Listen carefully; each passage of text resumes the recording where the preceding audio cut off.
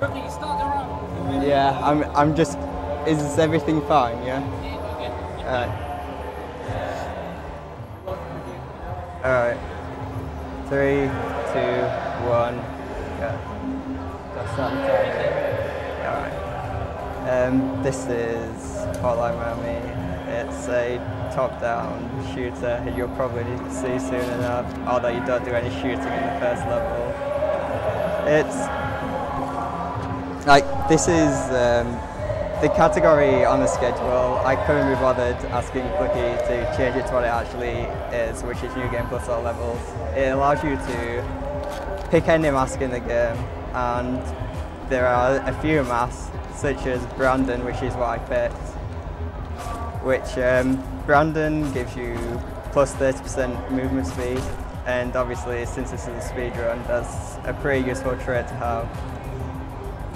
In the past, like if you've seen Duke or CFB run it at GDQ, they'll have used Tony because a little while ago it was believed that since Brandon was considered really unsafe and Tony was considered the much better option to do the run, but then Snowfats came along and rerouted the entire game with Brandon and realised it was significantly faster and only a little bit less safe. So the first level of the Metro is you just run through the level and kill as many people as you can and just kill the people without dying preferably. I mean, I died because I'm bad at the game, but normally you don't die. No Talk is another straightforward level. Although you'll notice this guy, which I just killed right there, is meant to be aggroed to the side. Having to walk up to him and kill him takes 1 or 2 extra seconds. So it's not something you want to happen. The next level, Overdose, is one of the more annoying and more complex levels, mainly because when you enter in the first room of the floor, there is a roaming gunman, and it's sort of random whether he sees you there. Like you saw him, I threw my weapon at him at the top. So sometimes he reacts, sometimes he doesn't. It's pretty much random. I'm stuck. Alright, there we go.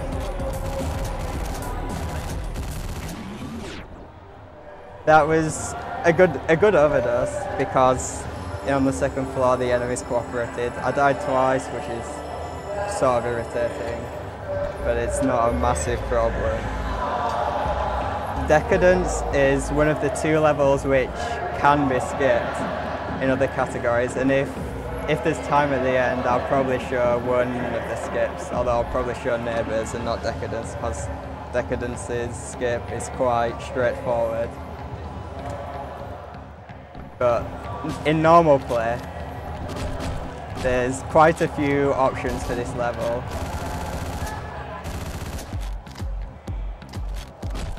Like, when you take a rifle like that up to this floor, you can do a slightly different route, which is a couple of seconds faster, but I didn't do it because I'm just not confident doing that in a marathon. You never die to this boss unless you completely mess up, but like, it isn't a big deal. It was only 4 or 5 seconds lost. Like, it's not, this has been a pretty slow start, but I suppose that's to be expected in a marathon, so I'm not too bothered. Like, in the other categories, in what you just saw, I got in the car. In other categories, you use the menu to move around the levels because obviously going through all this stuff is a bit slower. It's sort of strange that this category exists, but it's reasonably fun, and it's basically just the New Game Plus without skips at all. Tension is another really random level.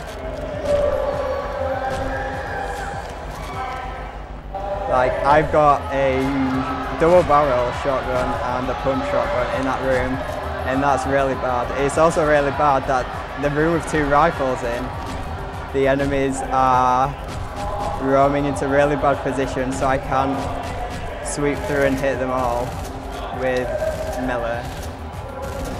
That was just me being stupid, so can't blame randomness for that one.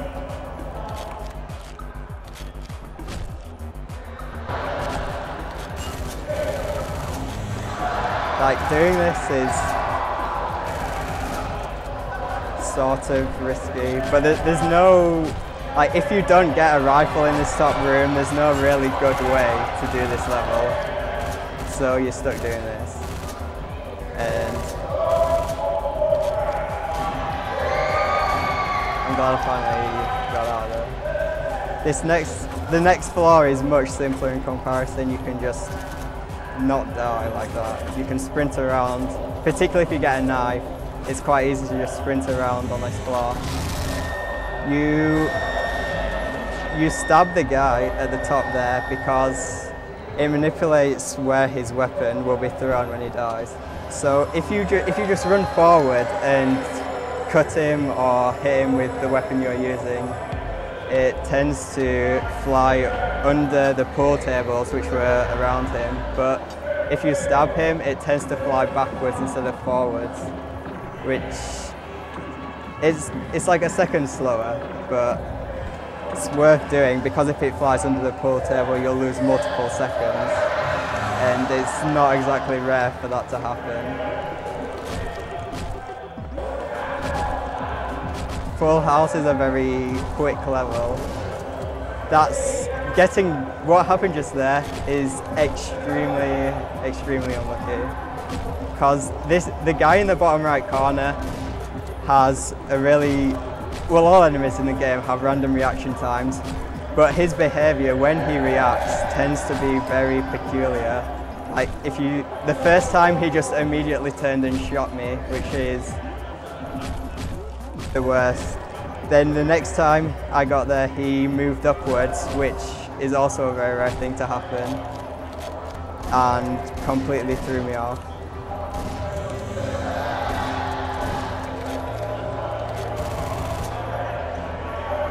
If you get a double barrel shot, well, you can totally do with any automatic weapon, but if you get a double barrel shotgun, you can just fly into that top left room on the second floor and kill them both quite easily. And it looks quite smooth to do, but I didn't get a double barrel shotgun and I wimped out with the assault rifle. Clean hit coming up is probably Snowfat's favourite level, mainly because the things you do in this level are quite, not really counterintuitive, but it's really technical. It's an extremely technical, probably the level with the most strange stuff in it. I mean, I've messed it up. If there's time at the end, I might show what you're meant to do. But you use the user to take this guy hostage, and you just sweep into the room and kill everyone with a single spray. Like, I need to, normally you can clear this room faster, but this guy, I didn't have enough bullets left in the assault rifle to kill him. So I sort of had to skip over him and take it easier. But the intention on the second floor is when you shoot in the elevator, particularly in like the top left corner I use, it baits both the gunmen, who are normally stood just outside the room with the group of people sort of lined up in a semicircle outside. So by baiting them, it removes them, whereas before people just ran onto the floor with a gun and sort of hoped that they hit them blind. I want to know.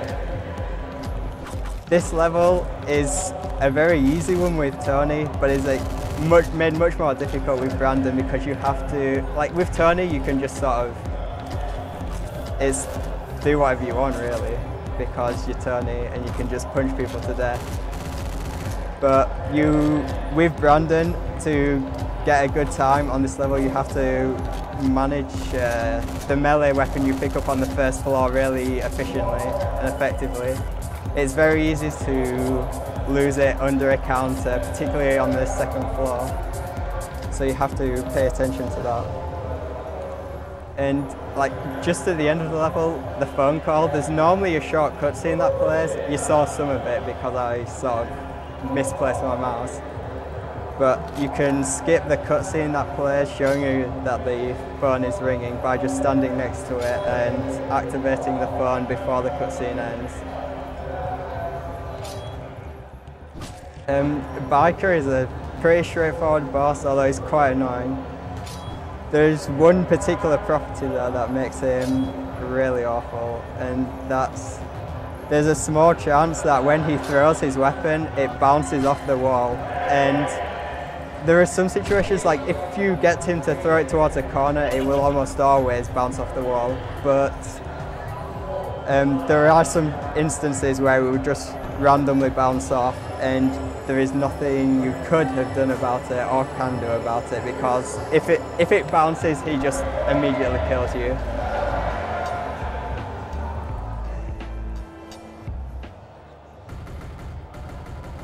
Part 3 is where more difficult levels start coming. Like, even though I've made it look probably much more difficult than it is by messing up a lot, parts 1 and 2 really aren't very tricky. It starts here where the game sort of ramps up its difficulty. Push It is a very smooth level. Like, the first part of the level is manipulating the guy standing by the doorway to drop a baseball bat. Basically, if an enemy is hit by a door and they don't have a weapon displayed, they will always drop a baseball bat. There we go. You can take enemies hostage. It's much more useful to do as Tony, but having a hostage lets you move at 134% move speed, which is barely more than Brandon, and most of the time it just isn't worth it, because you've got to go out of your way to make a hostage normally. Like, that Push It went quite well. There are some situations, particularly on the first floor, where you can get shot and things can go badly, but it went fine, so that's good. Crackdown has a small bit of something peculiar at the beginning. The AI is sort of abused to behave the way we want it to. So what we do is not die, but when we hit that guy and go through the door, it breaks sight. Unfortunately, this is very, very unlucky. There we go. Basically, what was happening there was the guy in the top left has a double barrel shotgun and instant reactions, and he's facing the door, which means it's almost impossible to catch up to him before he just decides to kill you. So you just sort of run through to bait them in and take them out there. The second floor is very random as well. Like, that guy is very close to the doorway, which means what I normally do doesn't work. It's all about baiting people, and bait times are pretty much random. Alright. That was my own fault.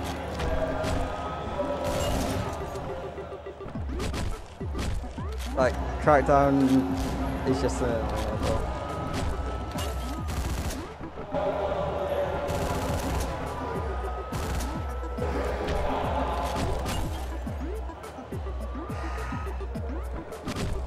I should have planned for that, but...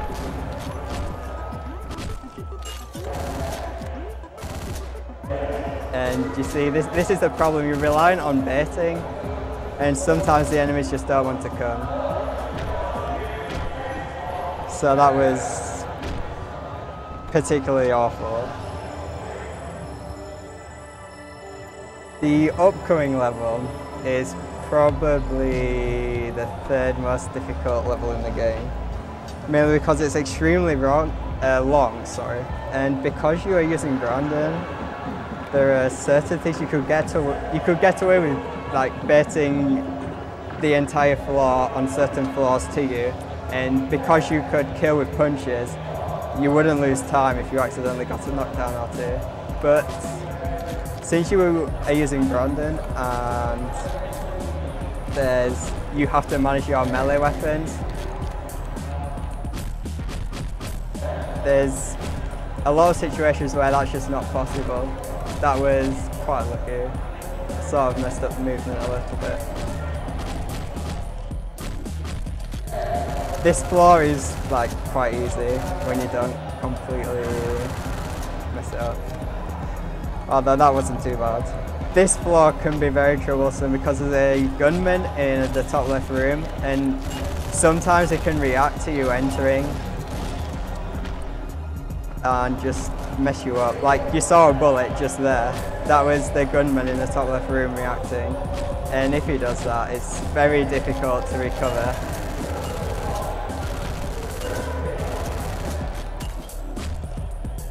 That's not too bad. Like when I actually got going, the room went very quickly. That side, the left room there, you only have one chance to melee those guys. You have to do it in one melee swing, and it's much more precise than it can seem at first. You have to, like, if the guy at the bottom has a knife, if you are like slightly wrong, it tends to, if you're slightly wrong, the guy at the bottom will just kill you if you try and time it too late, and if you're too early, the guy at the top will kill you irregardless of his weapon. So it tends to be quite close cut. Deadline is like, throughout most of this run so far, I've been meleeing most of the enemies on a floor and rarely had to sort of sweep through floors with just guns, but the second floor of Deadline is very gun heavy. There's also a little bit of luck on this first floor in what weapons you get. Like normally you want to take a rifle up to the second floor, but I got a shotgun, so I just have to deal with it.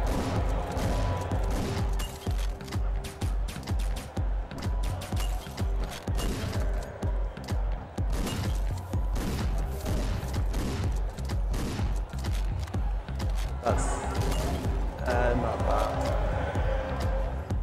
If I just hit him, it would have been good, but I didn't. It's fine. This floor is really straightforward and not, like, it's very rare that you would mess up that.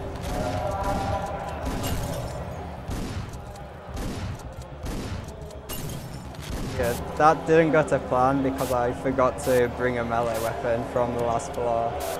Like, I just completely spaced and forgot it. But because I managed to hit that guy against the van, I recovered it well enough that it didn't really matter.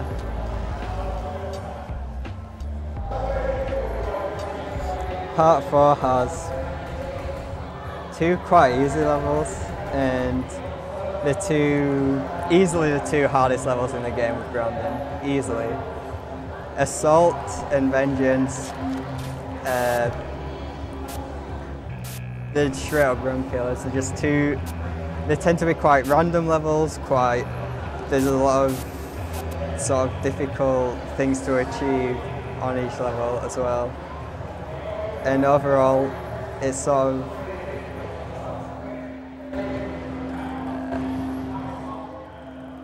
it tends to go wrong. Like, here you just have to mash through the cutscene. Trauma is a pretty clear-cut level, and it's very easy to learn, very easy to do right, which makes it sort of funny that Snowfats didn't in one of his runs. But yeah, it's a pretty straightforward level. Although I just messed it up by holding a direction in the elevator. So getting caught is rare. But the way the doctor's sight works is they have a semicircular, it's either a semicircle or a triangle, which is just placed in front of them. So if you go like 100 degree, anywhere in a 180 degree arc in front of their view, they'll probably spot you.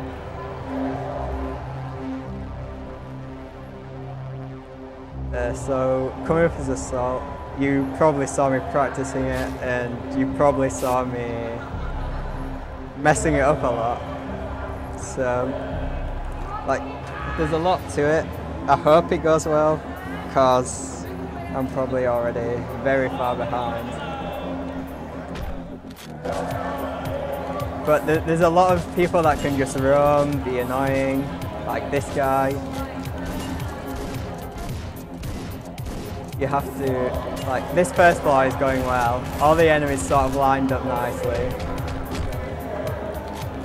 You can take a gun onto the second floor and you move, like, I'm going to go through the floor anti-clockwise, but if you bring a gun through, you go through clockwise instead. Mainly just because it survived a bullet, so I was sort of worried. That was sad. That was sad.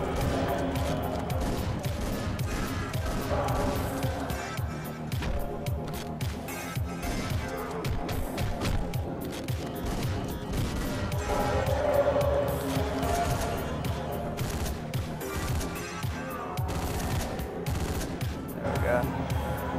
I mean, even though I just died to the last enemy on the floor, it's not too bad yet. This floor in particular can be very dangerous. Like, this enemy, that enemy over there reacted out of this room, which is quite a rare event. And like, I had to deal with that. I forgot to get the evidence. Right. Oh, no, I didn't. Yeah, that assault went alright. That was fine.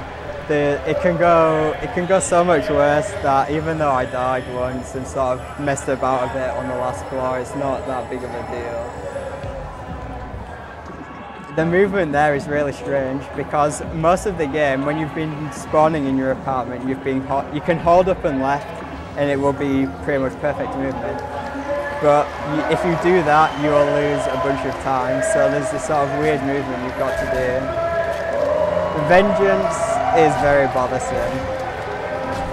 Like, these enemies, clearing them out with melee can be quite difficult.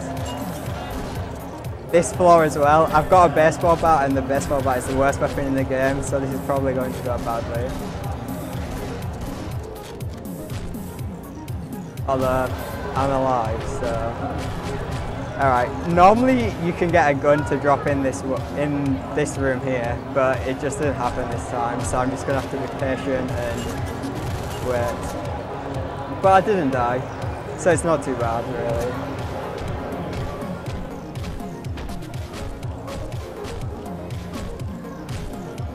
Coming up is the boss. The boss isn't difficult, but it can be... There are certain things that can happen that can be a real pain, but I can't imagine they will happen.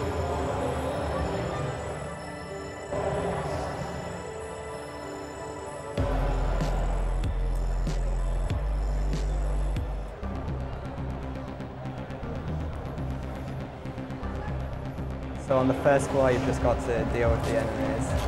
It's like a puzzle floor. You only have 2 bullets and you've got to kill 2 fat guys. Pretty straightforward.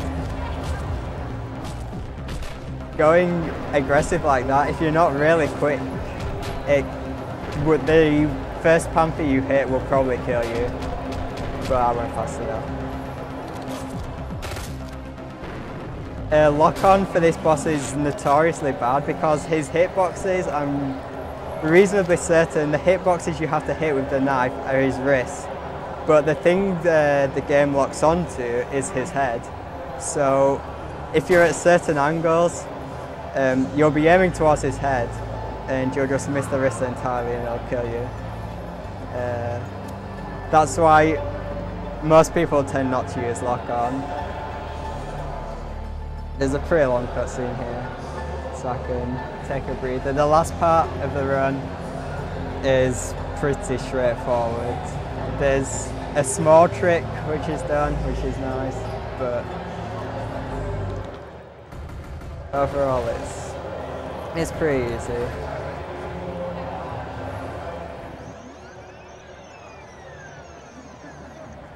You change character and start playing as the biker. The biker is faster than Tony, but slower than Brandon.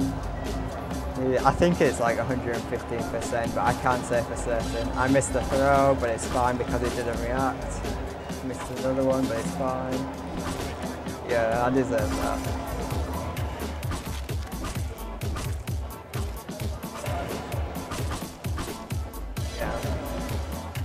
Like, dying on safe house is always pretty annoying because it's such a simple level that if you die you just feel like such a waste of time. Well, I mean, dying is a waste of time, but particularly so on safe house.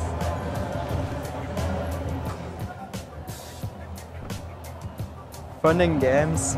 There's a faster way to do safe house than what I did, but it's not really viable for runs at all. There is a faster and viable way to do this level. That was my fault for missing. But I tend not to use it because there is a chance I can go wrong. Whereas the only reason this went wrong before was because I messed it up. That's unlucky. That was just a really fast reaction time.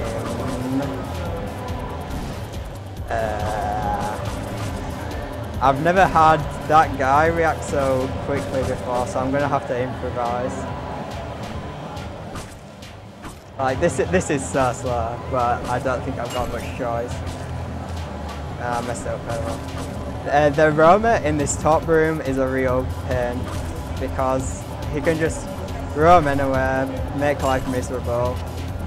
You can't lock on because it's moving, and if somebody's moving when you lock on, it'll just shoot it. It'll just throw the knife where they are at the time. So obviously, if they're moving like perpendicular to where you are, then it obviously just misses. This trick is pretty straightforward and saves like 10 seconds. It's quite nice to have. Means I'll probably miss it. There's nothing, like sometimes that guy, you can get him to walk up to that knife I just threw in the wall and he kills himself, but I think he ran too far down.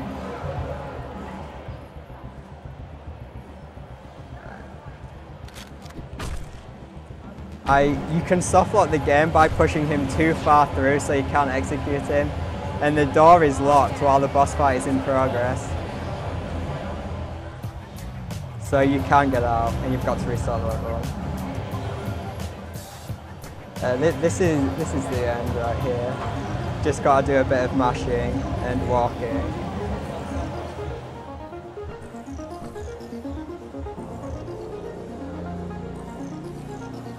And move correctly instead of like an idiot.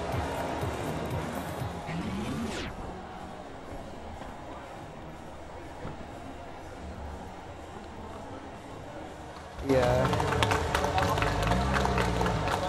Like, that's a pretty bad time, but I mean, at least I was on the rest of it, so can't complain too much. And like, there are loads of people to ask about Hotline if you want to get into it, but like, don't.